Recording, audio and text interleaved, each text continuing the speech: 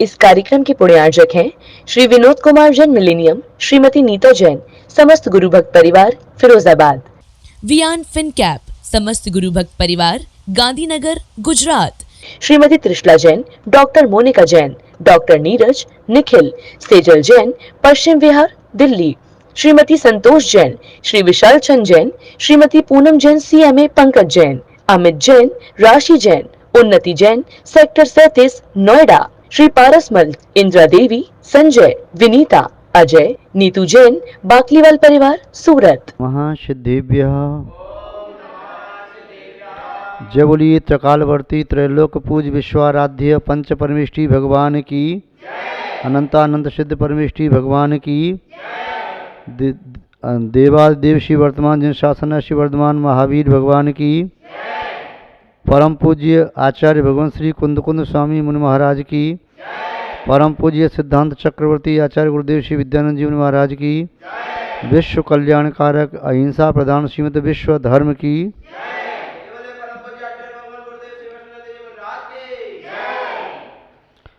जैनम जयतु शासनम विश्व कल्याण कारकम। धर्म स्नेही सत श्रद्धालु यहाँ पर उपस्थित आप सभी भव्य वर पुंडरीक पुण्यात्मा महानुभाव, भगवान महावीर स्वामी के ये शाश्वत सिद्धांत जीवन में किस प्रकार सुख और शांति देने में निमित्त बनते हैं। जिस प्रकार शक्कर के दाने पानी में दूध में घुल करके अपनी मिठास छोड़ देते हैं, उसी प्रकार भगवान महावीर स्वामी के सिद्धांत जीवन में सुख और शांति तथा आनंद को घोलने वाले होते हैं। पानी को, दूध को मिठास के अलावा किसी अन्य प्रकार से नहीं किया जा सकता। पानी में चाहे आपने गुड़ डाल दिया, चाहे बूरा, चाहे शक्कर, चाहे आपने मुनक्का डाल दिया, चाहे आपने किसी और रस डाल दिया, मिठास के संयोग से ही जल मीठा होगा। जिस पदार्थ में स्वयं मिष्टपना नहीं है, वह पदार्थ कितना भी डाल दो उससे जल मीठा नहीं हो सकेगा। मुट्ठी भर शक्कर के माध्यम से गिलास का पानी मीठा हो गया। शक्कर के वर्ण का नमक मुट्ठी भर डालो, चाहे बोरा भर डालो, गिलास का पानी मीठा नहीं हो सकता। ऐसे ही जीवन में सुख और शांति को प्राप्त करने का एक ही मार्ग है, एक ही मार्ग था, एक ही मार्ग होगा, वह है धर्म। और धर्म के संबंध में आपने देखा, धर्म है अहिंसा। अहिंसा के बिना जीवन में कभी भी, कहीं भी, किसी को भी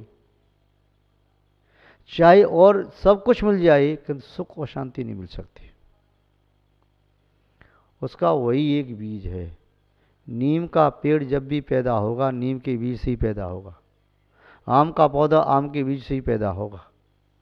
बाग में यदि नीम का पेड़ लगाने की ख्वाहिश है, तो या तो नीम का बीज बोना पड़ेगा या नीम का पौधा उखाड़ के लगाना पड़ेगा। अन्य हजारों पेड़ लगाने से नीम का पेड़ वह बन नहीं जाएगा। ऐसे ही जीवन में अन्य अनेकों कार्य करने से अहिंसा नहीं बनती। बिना अहिंसा के जीवन में सुख शांति आती नहीं। अहिंसा के संबंध में आपने देखा, अहिंसा एक ऐसा विराट व्यक्तित्व है जिसके अंग और उपांग भी हैं। मनुष्य का शरीर होता है, मनुष्य केवल सिर को नहीं कहते, हाथों को मनुष्य नहीं कहते, पाँवों को मनुष्य नहीं कहते, केवल धड़ को मनुष्य नहीं कहते। मनुष्य अखंड है। उसका कोई भी अंग काट करके अलग कर दिया जाएगा तो मनुष्य का समग्र और समीचीन रूप सामने नहीं आ सकेगा। ऐसे ही अहिंसा धर्म को पूर्णतः समझने के लिए सत्य, अचौर्य, ब्रह्मचर्य, अपरिग्रह इन्हें समझना भी जरूरी है। अहिंसा को समझने के लिए राग और द्वेष क्या है इसे समझना जरूरी है। अहिंसा को समझने के लिए क्रोध मान माया लोभ क्या है इसे जानना जरूरी है। अहिंसा को समझने के लिए पाप प्रवृत्तियाँ क्या हैं इन्हें भी जानना जरूरी है। किसे छोड़ने से अहिंसा पूर्ण होती है और किसे ग्रहण करने से अहिंसा पूर्ण होती है। प्रत्येक वस्तु अनेक धर्मों से युक्त होती है, उसमें नास्तित्वपना भी होता है तो अस्तिपना भी होता है। सात भंग के माध्यम से वस्तु तत्व का यथार्थ निर्णय किया जा सकता है। ऐसे ही अहिंसा शब्द कह रहा है जहाँ हिंसक भाव का त्याग हो गया, हिंसन भाव का अभाव हो गया, हिंसक वचनों का अभाव हो गया, हिंसक प्रवृत्ति नष्ट हो गई, अहिंसा अपने आप प्रादुर्भूत हो गई। हिंसा का अभाव ही अहिंसा है, अंधकार का अभाव ही प्रकाश है। अंधकार का अभाव किए बिना प्रकाश नहीं मिल सकता, ऐसे हिंसा का परित्याग किए बिना अहिंसा प्रादुर्भूत नहीं हो सकती। अहिंसा की रक्षा के लिए सत्य आदि है, प्रेम और वात्सल्य हैं, मैत्री और कारुण्य भाव हैं।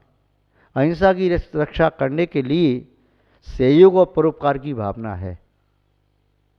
भगवान महावीर स्वामी के एक प्रमुख सिद्धांत अपरिग्रह, इस संबंध में थोड़ी सी चर्चा करें।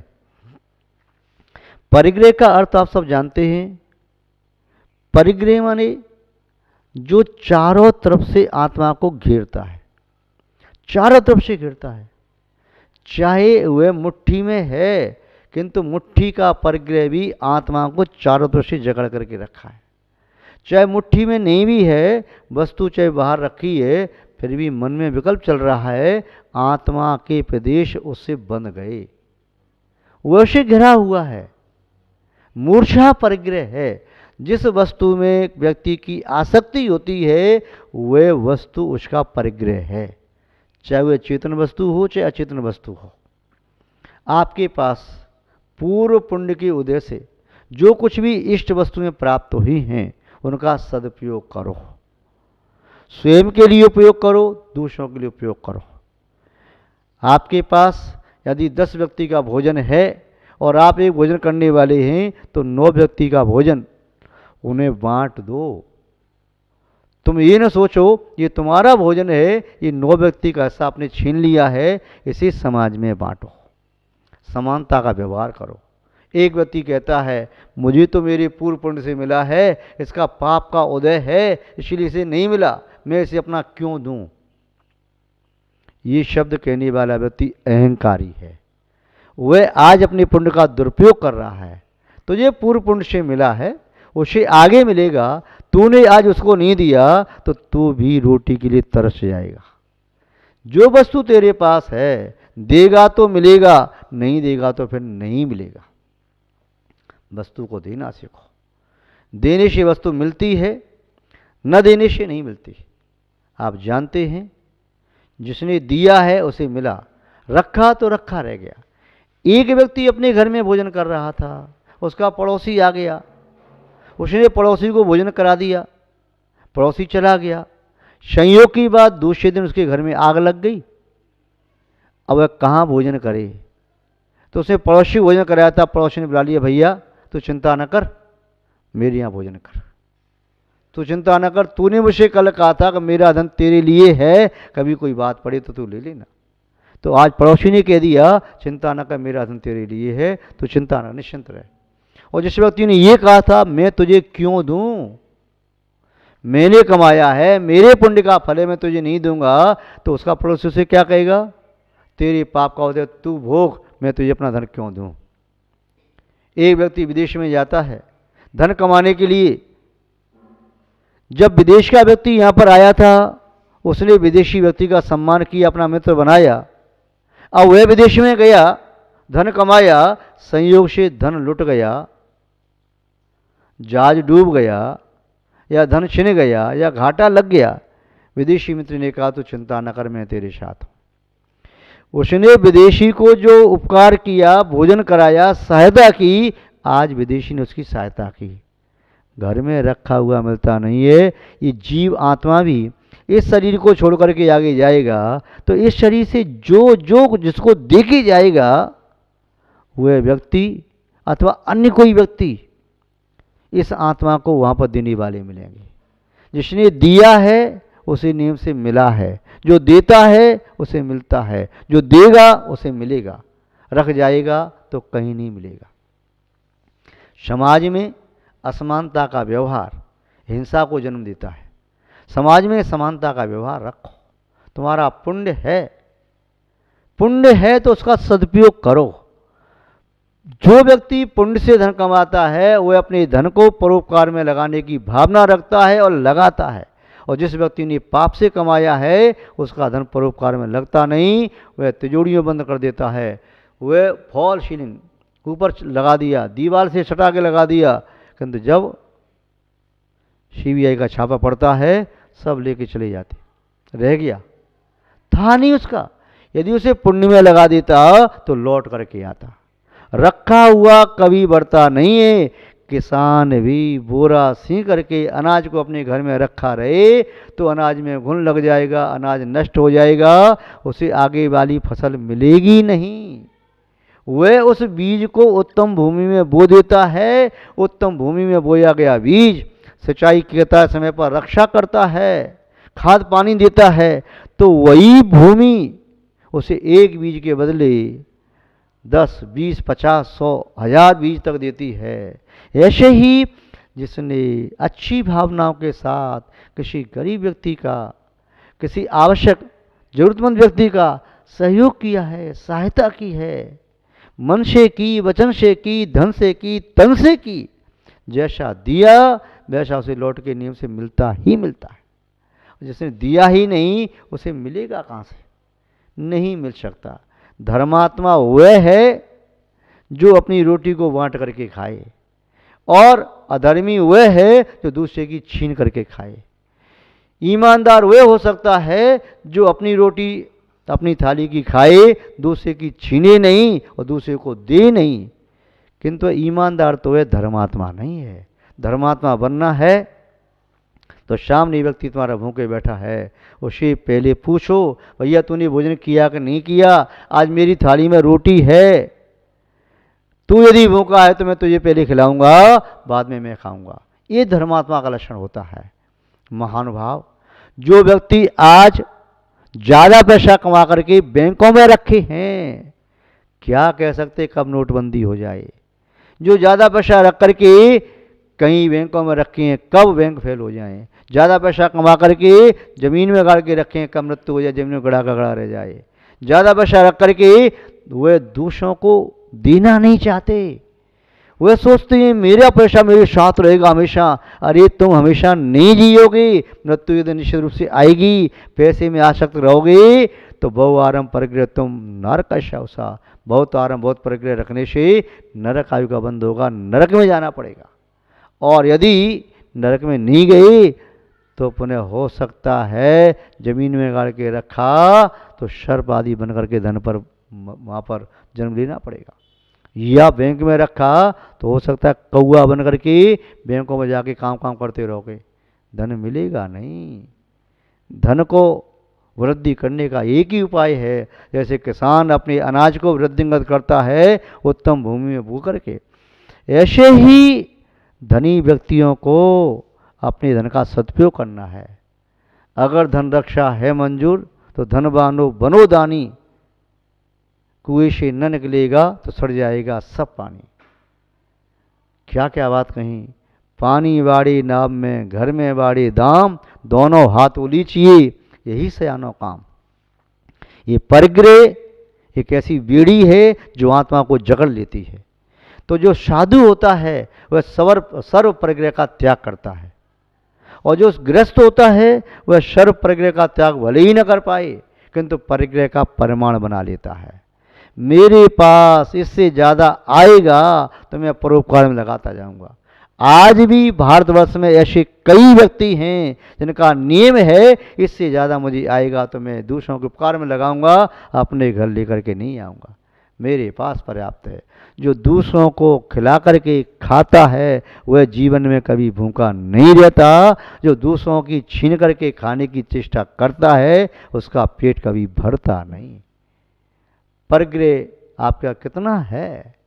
जितना भी हिसाब लगा लो और तुम्हारे लिए कितना आवश्यक उतने की सीमा बना लो कि मेरा काम इतने से चल जाएगा, इसके बाहर का मुझे नहीं चाहिए, नहीं चाहिए। और यदि तुम बाहर का त्याग करते जाओगे तो तुम्हारे पास आस पास धन की कमी कभी आने वाली नहीं है। और तुमने यदि संपूर्ण धन पर अपनी बाउंड्री खींच के अंदर कर लिया तो अंदर किया हुआ तुम्हारे साथ नहीं जाएगा, काम नहीं आएगा। जो तुमने छोड़ दिया, बाहर के लिए दे दिया, वह लौट करके तुम्हारे पास अवश्य आएगा। जो व्यक्ति बॉल को अपने हाथ में पकड़े रहता है, बॉल उसे छूट गई ज़मीन पर तो पुनः पकड़ में न भी आए, किंतु जो बॉल को उछालता है बॉल उसकी ओर नीचे की ओर आ जाती है, उसके पास आती है। जो अपने धन को दूसरों के लिए व्यय करता है वह लौट लौट करके आता है। ज्ञानी पुरुष वह है जो दान देता है। दिया जिसने दिया उसके पास ज्ञान का दिया, जिसने नहीं दिया उसके पास अज्ञान का अंधेरा। तो परिग्रह का प्रमाण करो, जो आता है पुण्य से उसे दान करो। परिग्रह में आसक्त मत हो, क्योंकि यह शांति और सुख परिग्रह के त्याग से मिलता है। जब तक देश में त्याग और दान की भावना बलवती है, जीवंत है, तब तक देश कभी गरीब नहीं हो सकता। जब तक व्यक्ति दान की, परोपकार की, उदारता की भावना रखता है, तब तक वह कभी निर्धन नहीं हो सकता। विचारों में उदारता और आचरण में पवित्रता जिसकी रहती है और वाणी में मधुरता, उस व्यक्ति का कौन बुरा कर सकता है। जो न होते हुए भी दूसरों को देने की भावना रखे, जो होने पर हमेशा दे और कुछ न दे सके तो कम से कम देने की भावना, देने की बात कहे, मीठे वचन बोले, उसे दुनिया में कोई दुखी नहीं कर सकता। किंतु जो विचारों में संकीर्णता, वाणी में कटुता, कड़वाहट और आचरण में कठोरता बरतता है, उसके जीवन में चाहे धन का पहाड़ जैसा ढेर भी मिल जाए किंतु सुख शांति नहीं मिल सकती। जैसे अग्नि के कुंड में शीतलता नहीं मिलती, ऐसे ही परिग्रह के बीच में सुख शांति संभव नहीं है। महानुभाव, परिग्रह परमाण व्रत, जिन शासन में श्रावक का व्रत कहा है वह मर्यादा करे। साधु के लिए कहा संपूर्ण परिग्रह का त्याग करे। वैदिक परंपरा में अकिंचन व्रत होता है, दरिद्र व्रत। वे अकिंचन व्रत का धारण करने वाला वह व्यक्ति सुखी रहता है। महानुभाव, जो अकिंचन व्रत को धारण नहीं करता सुखी नहीं होता।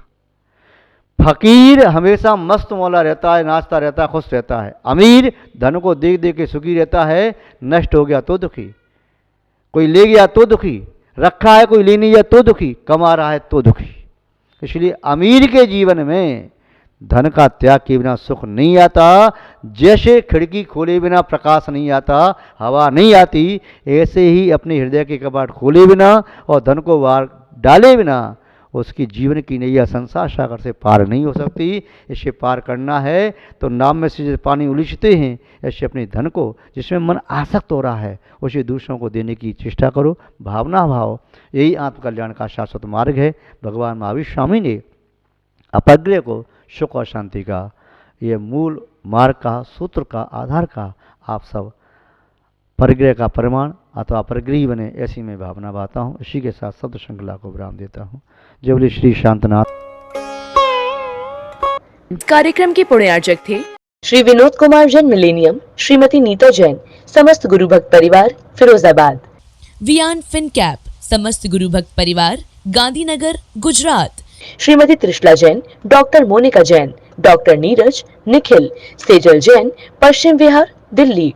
श्रीमती संतोष जैन, श्री विशाल चंद जैन, श्रीमती पूनम जैन, CMA पंकज जैन, अमित जैन, राशि जैन, उन्नति जैन, सेक्टर 37, नोएडा। श्री पारसमल, इंदिरा देवी, संजय, विनीता, अजय, नीतू जैन, बाकलीवाल परिवार, सूरत।